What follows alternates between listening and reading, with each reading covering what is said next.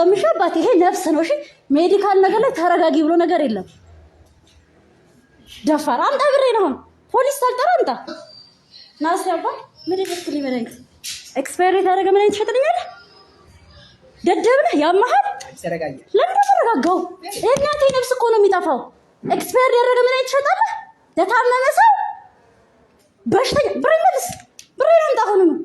እኔ እዚህ ደንበኛ አይደለም ቀዩ ልጅ የታለ እናሬ ተረጋጊ አይተኸው የሸጥከው ምንድነው ባላወቀ የምትሆነው ምንድነው ባላወቀ ቆመህ የምታየው ምን አላለፈም ወይ አልረጋጋም ብሬ አምጣው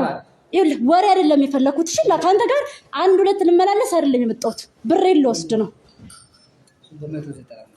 350 ብር ይሆን መልስክ